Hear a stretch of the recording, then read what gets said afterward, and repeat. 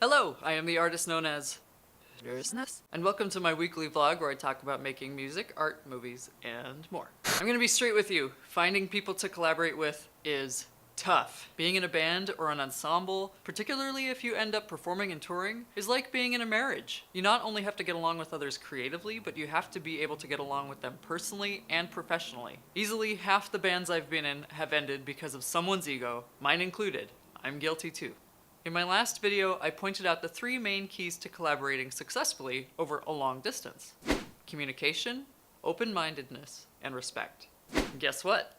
You'll need those for your working relationships in your immediate physical vicinity too. Though over a long distance, I'd argue that it's easier to achieve these points. For me at least, the ability to take my time makes a huge difference. I can actually listen to or watch whatever it is I'm giving feedback on in way more detail, and in turn give constructive criticism in a proactive way. In person, many times you're on the spot, and while it's easier to capture a raw instinct before you can think too much about it, it's also a lot harder to step back and stay objective and unemotional. Learning how to give and receive constructive but honest feedback is probably one of the most important things that you can learn how to do in life. Not only for art, but for everything. Useful constructive criticism doesn't focus on things being right or wrong, but rather presents concrete ideas on how something could be achieved more easily or more effectively in another way. The big key here is that the best constructive criticism doesn't simply point out an issue, but also presents a potential solution to it.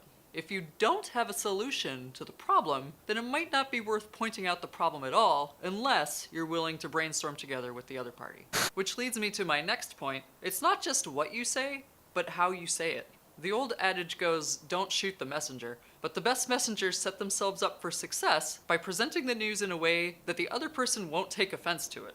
No man threatens a messenger. Oh, I've chosen my words carefully, Persian.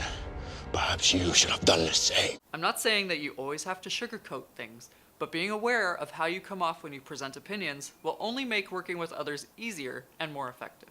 My best suggestion is, it helps when you know who you're talking to. Remember, everyone's different. Some people can handle bluntness, and some people just can't. Generally speaking, us artists are emotional creatures, and some of us must be treated with a higher degree of sensitivity than, say, an engineer or a stock trader. That's not to say there aren't sensitive engineers or stock traders out there, but if you're coming off as emotional or aggressive with feedback or suggestions, then your point might get lost in the delivery. Learn the difference between passion and emotion, and try to see yourself through someone else's eyes. Sometimes it's just not a good fit, and you've gotta accept that. Some people just don't work well together. Whether it's egos, personalities, or expectations clashing, if it's not working, then don't force it. Come to a mutual agreement about where a good place to leave a project is, and then leave it there. Don't just brush off or ghost the other person, don't hound them down, and definitely don't publicly shame them. Projects come and go, and you'll find someone new with whom to start something new. Maybe something even better. What are your methods for working respectfully? How do you know when it's just not working out? Tell me your story in the comments below. Thanks for watching. Hit that thumbs up button below. It helps me more than you know. And join the Uncensored by subscribing to my YouTube channel, my newsletter, or by following me on Facebook, Twitter, and Instagram. If you never want to miss a video, be sure to click the little notification bell icon too. Thank you so much again. I will see you next week for the final part of this musical collaboration series.